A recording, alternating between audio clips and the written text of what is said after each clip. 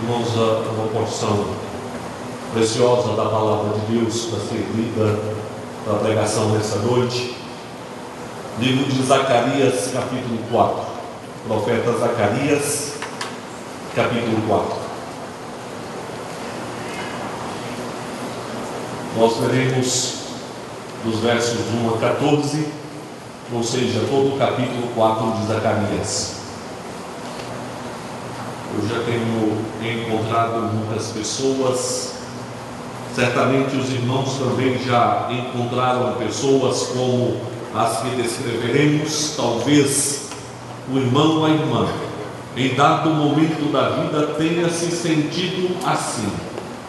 Pessoas que estão sem rumo na vida, pessoas que não sabem em que direção caminhar. Às vezes, pessoas indecisas com referência à vocação. Às vezes, pessoas confusas e em problemas familiares. Às vezes, pessoas na dependência química. Às vezes, pessoas endividadas. Enfim, são situações diversas que podem levar as pessoas a se sentirem sem rumo e sem direção.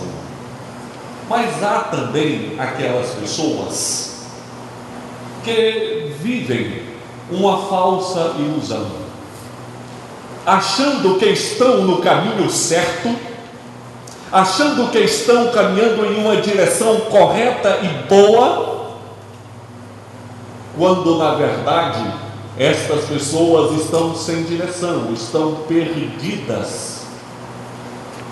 Qual motorista perdido, alertado pela esposa, continua dizendo: o caminho é este, eu estou certo, mas está visivelmente perdido. Meus amados, o fato é que nós precisamos de direção na nossa vida. Todos nós necessitamos de uma direção espiritual. Como afirmamos, há aqueles que são conscientes desta necessidade e há aqueles que vivem na ilusão, achando que estão caminhando muito bem sem a direção do Espírito Santo, quando na verdade estão perdidos. Queira Deus que nesta noite todos nós possamos dizer: eu preciso da direção do Espírito Santo na minha vida. Este texto bíblico que nós lemos traz uma profecia de Zacarias. Zacarias foi contemporâneo de Ageu, é um profeta que viveu após o exílio babilônico, portanto lá no 6º século antes da vinda de nosso Senhor e Salvador Jesus Cristo. Zacarias profetizou o retorno do povo para Judá, a reconstrução de Judá, a reconstrução do templo. Apresenta em seu livro várias visões, fala a respeito destas visões, dirigiu a sua palavra especialmente a Zorobabel, que era o governador de Judá. Mas interessante observarmos, irmãos, que Zacarias foi muito além do seu tempo, muito além da reconstrução de Judá. Nós podemos dizer que Zacarias foi, antes de mais nada, um profeta messiânico, porque em suas profecias ele falou a respeito da vinda do ungido, do Messias, ele falou a respeito da igreja, ele falou a respeito do Espírito Santo. Que coisa gloriosa! E nesse texto em especial, ele falou a respeito da direção espiritual na vida de Zorobabel, bem como na vida da igreja. E nessa noite, pensando neste assunto, e já agraciados, porque nós temos todos os testemunhos e narrativas sequentes como a descida do Espírito Santo e a maneira como o Espírito Santo conduziu e tem conduzido a igreja cristã. Nós estamos muito bem abalizados na palavra de Deus para falarmos que nós precisamos da direção do Espírito Santo na nossa vida. Será que você poderia repetir comigo bem alto? Eu preciso da direção do Espírito Santo na minha vida.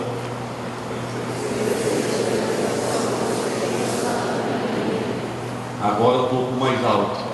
Eu preciso da direção do Espírito Santo na minha vida. Portanto, nós podemos dizer: ó bênção bendita, ou direção bendita do Espírito Santo. É direção, ó direção bendita do Espírito Santo. Por que essa direção é bendita, irmãos?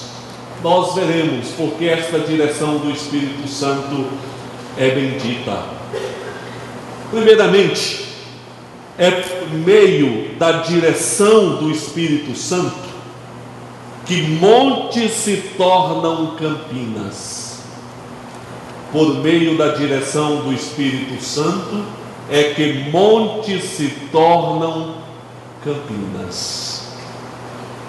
Diante de Zorobabel, o governador, havia verdadeiros montes, irmãos, onde Zorobabel sente que ele não poderia transpor aqueles montes que estavam diante dele.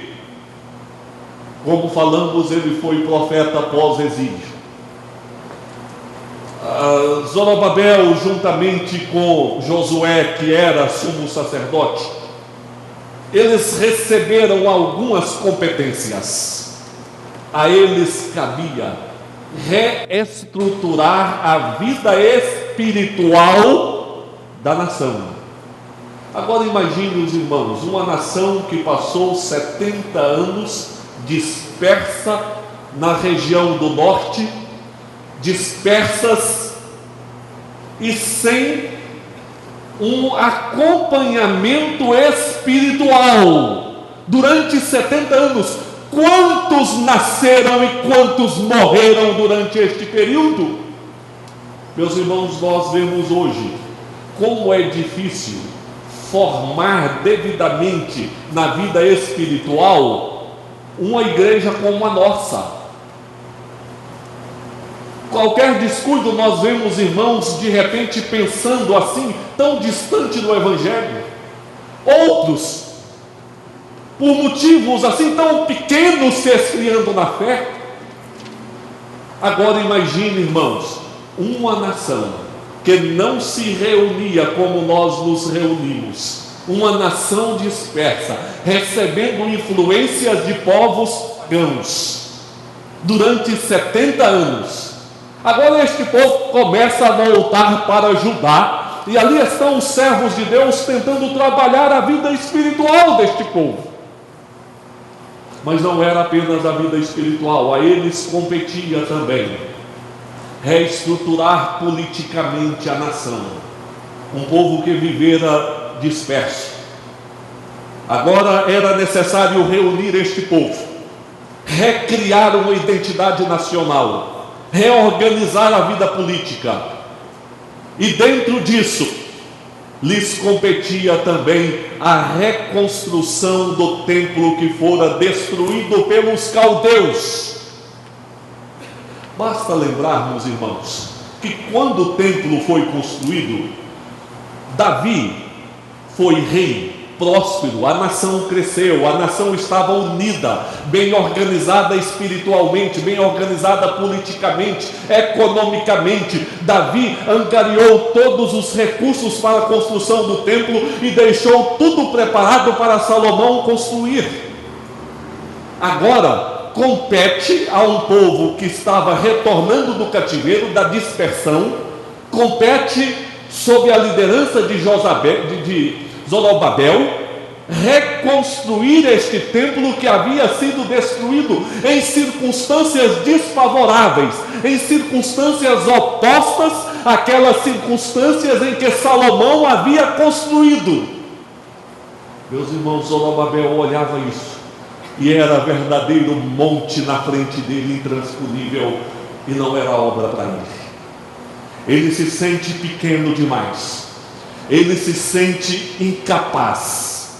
E quando nós vemos montes assim diante de nós, irmãos, nós temos algumas tendências. Uma das tendências é simplesmente dizer: isso não é obra para mim, eu não consigo, eu não posso.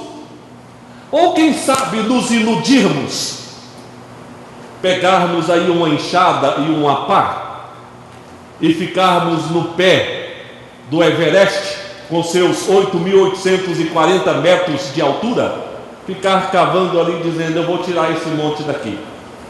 Mas sabe que é assim que nós fazemos muitas vezes, irmãos? Cavando e tentando tirar montes que estão diante de nós, montes tão altos, tão difíceis. Ou quem sabe, as muitas montanhas de Minas Gerais, começarmos a removê-las com a pá e com a enxada. O Senhor Jesus, conforme a narrativa do evangelista Lucas, falou a respeito do perdão, da necessidade do perdão. Os discípulos acharam difícil e pediram ao Senhor Jesus: aumenta, Senhor, a nossa fé. O Senhor Jesus então lhes disse: se tiverdes fé como um grão de mostarda, orareis, e este monte será transposto, ou montes serão transpostos e lançados no mar. Ah, meus irmãos, veja a palavra de Deus a Zorobabel, quando ele olhava e via só montes diante dele. O Senhor Deus disse assim, prosseguiu ele e me disse: esta é a palavra do Senhor a Zorobabel, não por força nem pelo poder, mas pelo meu Espírito, diz o Senhor dos Exércitos. Quem és tu, ó grande monte? Diante de Zorobabel serás uma campina, porque ele colocará a pedra de remate em meio a aclamações. Haja graça e graça para ela. Meus irmãos, diante das impossibilidades de Zorobabel, o Senhor Deus diz: não é por força, não é por violência, não é por poder humano, mas é pelo meu Espírito. Montes removidos e campinas estabelecidas pela graça e pelo poder de Deus. Portanto, irmão, precisamos desta direção espiritual, porque montes se levantam diante de nós. Talvez a exemplo do que os discípulos sentiam, a dificuldade de perdoar. Talvez uma obra desafiadora como aquela que estava diante de Zorobabel. Um chamado de Deus na sua vida, como Zorobabel recebeu, como Moisés recebeu: vá ao Egito e liberte o meu povo. Seja um professor de escola dominical, pregue o Evangelho. Talvez, quem sabe, um desafio na sua vida profissional, na sua vida familiar, e você olha, é verdadeira montanha perante os seus olhos, e tendemos a cruzar os braços dizendo: não tem como transpor. Meus amados, a palavra continua dizendo: não é por força, não é por poder, não é por violência, mas é pelo meu Espírito, diz o Senhor dos Exércitos, porque o Espírito Santo aplana caminhos, o Espírito Santo remove montanhas, a começar pelas montanhas da incredulidade dentro dos nossos corações. Li a respeito de uma experiência em uma igreja nos Estados Unidos. Adquiriram um terreno. Este terreno possuía uma parte pequena de terreno plano. atrás uma montanha. Eles fizeram o projeto para aproveitar cada palmo daquele terreno. Aproveitaram o terreno integralmente. A construção estava pronta, a construção estava linda e todos os membros da igreja felizes.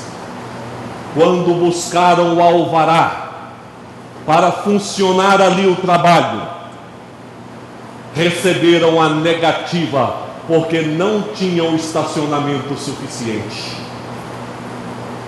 O pastor conclamou a igreja a se colocar diante de Deus em oração. E então, uma noite, reuniu um grupo de irmãos. Não foi a igreja toda, mas um grupo que perseverou em oração naquela noite, esperando de Deus uma solução para que se cumprisse aquele sonho, aquele propósito. Em fé se colocaram diante de Deus.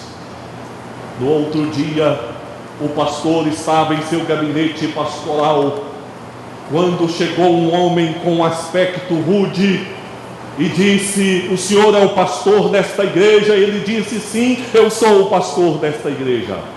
Pois bem, nós estamos fazendo uma obra aqui perto, e eu vim aqui porque eu quero comprar terra da igreja. Mas nós não temos terra para vender. É claro que o senhor tem terra para vender. Nós queremos pegar terra dessa montanha que está aqui atrás da igreja. Além de ter o terreno plano para fazer estacionamento e outras atividades, a igreja ainda recebeu por aquilo. Meus irmãos, Deus pode usar meios naturais ou sobrenaturais.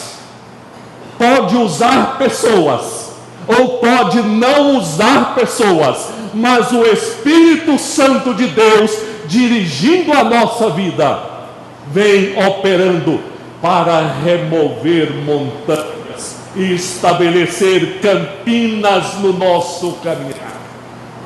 Assim podemos caminhar dizendo ou cantando: cada vez que a minha fé é provada, tu me dás a chance de crescer um pouco mais. As montanhas, os vales, desertos, mares que atravesso me levam para junto de ti. Minhas provações não são maiores do que quem? Do que o meu Deus. Ó direção bendita do Espírito Santo. Esta direção bendita do Espírito Santo remove montes. Montes se tornam campinas. Caminhe em fé. Não se assuste com os montes. Não desista diante dos montes. Os montes diante dos seus olhos, diante da sua vida. Mas caminhe dizendo: ó direção bendita do Espírito Santo, conduz a minha vida, Senhor. Mas esta direção bendita do Espírito Santo, além de remover montes estabelecendo campinas, podemos dizer, por meio da direção do Espírito Santo, humildes começos se tornam obras gloriosas. Meus irmãos, para Zorobabel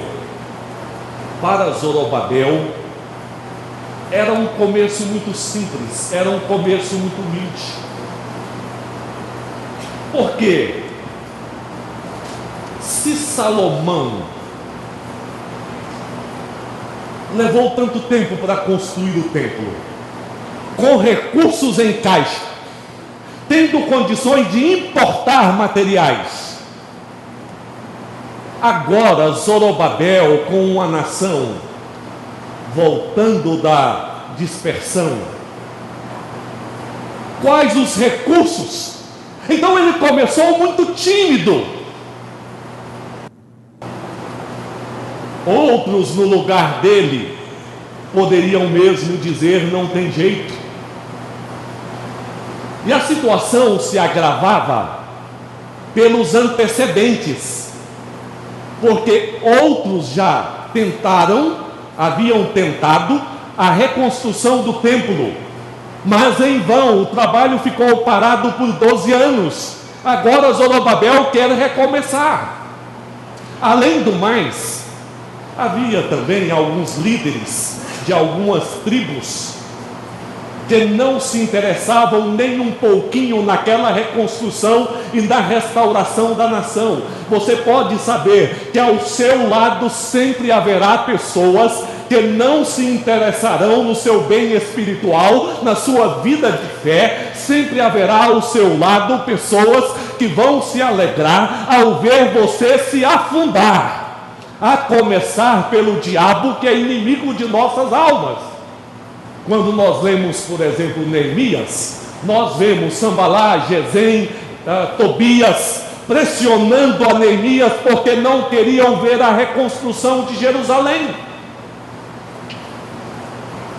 Mas foi assim que Zorobabel iniciou. E o Senhor Deus diz: as mãos de Zorobabel lançaram os fundamentos desta casa, elas mesmas a acabarão, para que saibais que o Senhor dos exércitos é quem me enviou a vós outros. Pois quem despreza o dia dos humildes começos, esse alegrar-se-á vendo o prumo da mão de Zorobabel. Aqueles 7 olhos são os olhos do Senhor, que percorrem toda a terra. Meus irmãos, o Senhor Deus disse para Zorobabel: olha, não despreze os humildes começos. O Senhor promete estar com Zorobabel, e que as mãos dele que começaram aquela obra concluiriam a mesma. E diz: os 7 olhos são os olhos do Senhor que percorrem toda a terra. Às vezes faz muito bem você olhar uma construção bem feita e admirar essa construção. Faz muito bem você olhar uma família organizada e admirar essa família. Faz muito bem você olhar uma igreja fortalecida na fé e unida e admirar essa igreja. Faz muito bem você olhar um coral bem afinado e se alegrar com este coral. Faz muito bem você olhar as obras dos vários profissionais e admirar das capacidades dos mesmos. Mas jamais esqueçamos que antes de surgirem as obras, existiram pequenas ideias, existiram os primeiros passos, existiu a fé no coração, e a partir dos humildes começos é que se levantam as grandes obras nas nossas vidas. E o Senhor Deus diz, pelo Espírito Santo, nós não podemos desprezar os humildes começos, porque a partir deles é que surgem obras gloriosas.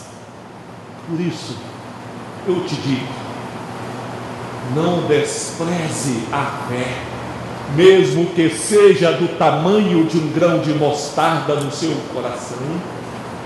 Não despreze a primeira pedra lançada para a construção. Não despreze o primeiro passo dado na sua vida.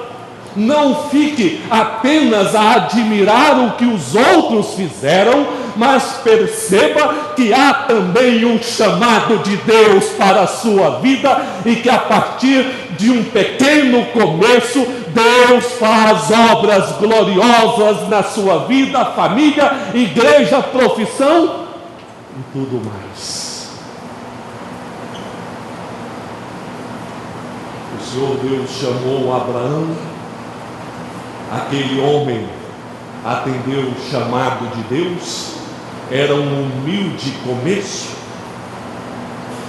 mas a história nos prova hoje a existência de muitas nações que procederam daquele homem, a nação de Israel que procedeu daquele homem, o Filho de Deus que veio ao mundo que procedeu daquele homem, e da mesma forma a igreja cristã começou de maneira tão tímida, Jesus chamando 12 homens incultos e letrados que se reuniram em torno dele. O mundo se levantou contra a pregação do Evangelho, mas os humildes começos se tornaram uma obra gloriosa diante dos nossos olhos. Quando Simon deixou os Estados Unidos, veio ao Brasil, um país tão diferente, uma cultura tão diferente, uma língua diferente.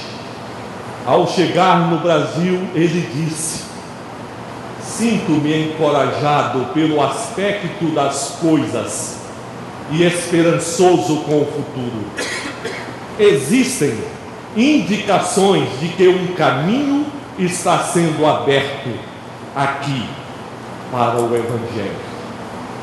Ah, meus irmãos, como é bom nos humildes começos nós caminharmos com esperança. Nos humildes começos nós vislumbrarmos obras gloriosas. E quando Simon disse isso, ele estava assim na perspectiva do nascimento de uma igreja, e a igreja presbiteriana do Brasil aqui está espalhada pelo Brasil, alcançando vários países no mundo. Quando você toma o seu filho nos seus braços, como eu vi a Carla entrando com a bebezinha nos braços, ou a Rose e Priscila fica, mas o Arnaldo, esses pais que ficam babando com os filhos, não imaginam que ali está um humilde começo, mas que amanhã poderá ser uma obra gloriosa, feita através dos nossos filhos. E quando nós ofertamos a eles o preparo e a fé, eles caminham também com esperança, olhando para a frente e para as promessas de Deus. Portanto, irmãos, caminhemos em fé, na direção do Espírito Santo, e tudo quanto vier às nossas mãos, toda porta que Deus abrir, toda oportunidade que Deus der, todo chamado de Deus na sua vida, caminhe com fé, dirigido pelo Espírito Santo. Então este humilde começo haverá de se tornar uma obra gloriosa na sua vida, na vida de outras pessoas, porque o Espírito Santo dirige. Você começou e essa obra será concluída. Foi isso que o Espírito Santo disse para Zorobabel. Direção bendita do Espírito Santo, porque remove montes, transforma em campinas. Direção bendita do Espírito Santo, que vai guiando as nossas vidas, fazendo dos humildes começos obras gloriosas. Mas a direção do Espírito Santo também, irmãos, por meio da direção do Espírito Santo, a igreja jamais perderá o seu brilho. A igreja jamais perderá o seu brilho em função da direção do Espírito Santo. Às vezes nós ouvimos algumas palavras mais depreciativas com referência à igreja cristã, em função de alguns escândalos, de alguma direção que a igreja caminha, algumas pessoas mais negativas com referência ao futuro da igreja, e se nós dependêssemos dos homens, nós só teríamos palavras negativas. Entretanto, o Espírito Santo é quem dirige a vida da igreja, e ele dirige com sabedoria e perfeição, e nós somos instrumentos nas mãos dele. Agora, é preciso atenção para compreender o que o texto bíblico está dizendo. O profeta afirma que teve uma visão, um candelabro com seus 7 braços, lâmpadas.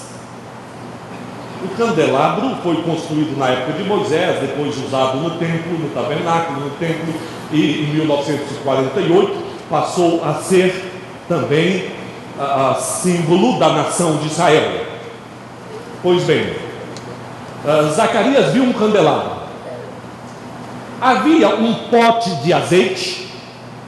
O candelabro era alimentado mecanicamente por este pote de azeite, diferente do candelabro do templo, porque no templo os sacerdotes tinham que alimentar. O azeite acabava, tinha que colocar mais azeite. Os mais novos vão ter dificuldade maior nessa linguagem, mas semelhante ao querosene na lamparina, que precisava repetir, porque ele ia baixando.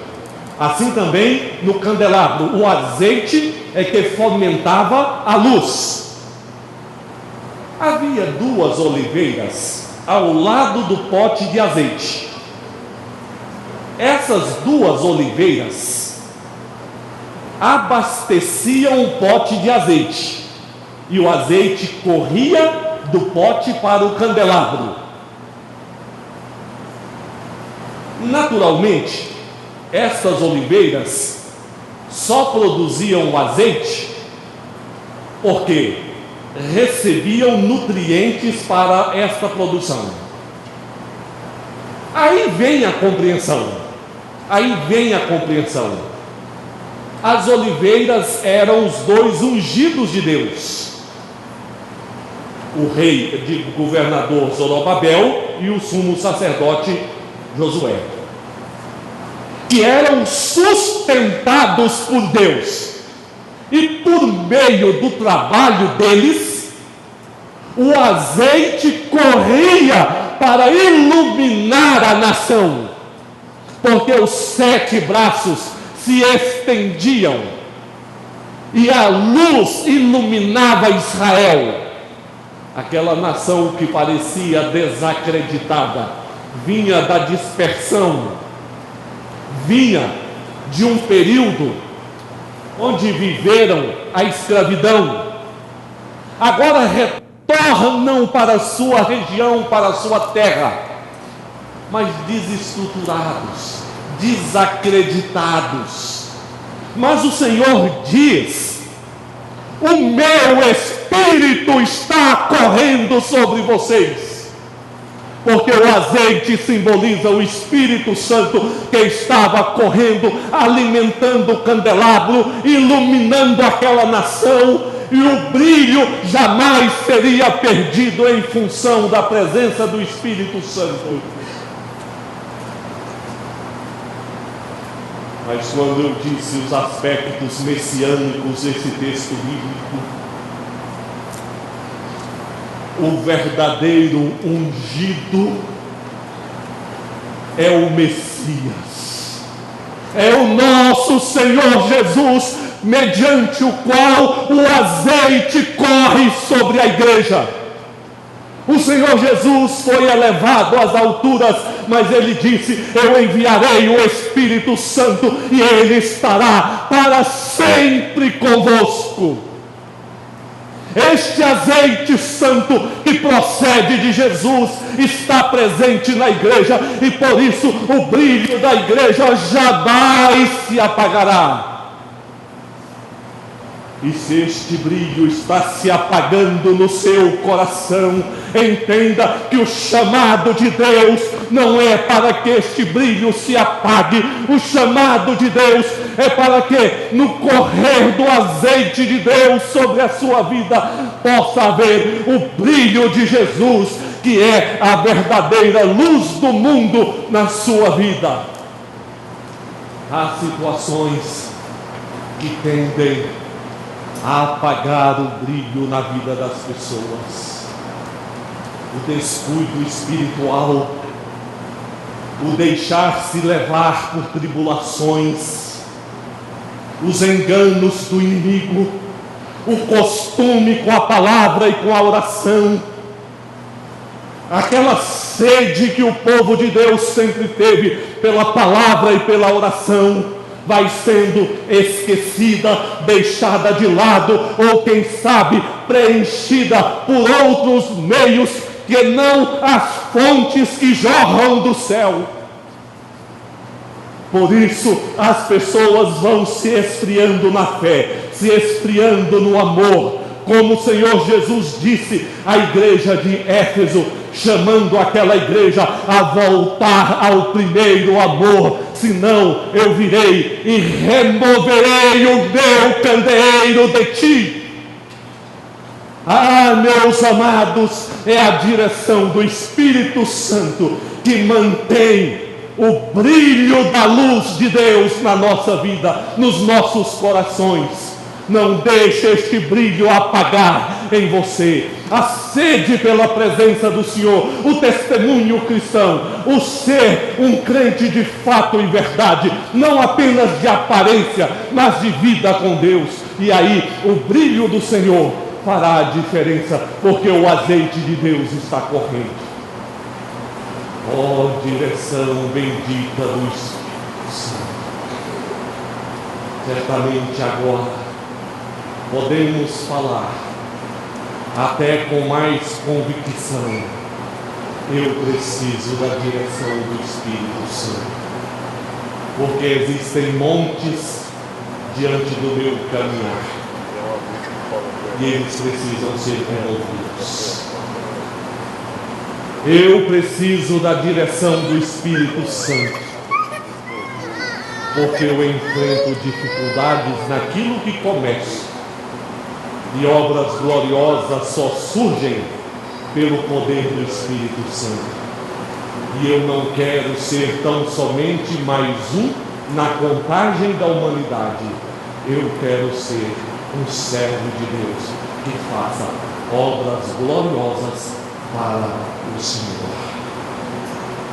Ó direção bendita do Espírito Santo, eu preciso desta direção, porque só assim o brilho que existe na igreja pode brilhar na minha vida e por meio da minha vida. Que Deus te abençoe. Ouve a sua cabeça. Pai, em nome de Jesus, perdoa-nos, Senhor, quando nós nos achamos tão suficientes para dirigir as nossas vidas. Perdoa-nos, Senhor, quando somos negligentes na vida espiritual. Perdoa-nos, Senhor, quando somos incrédulos. E ajuda-nos, Pai, porque precisamos da direção bendita do Espírito Santo na nossa vida, na nossa família, na igreja.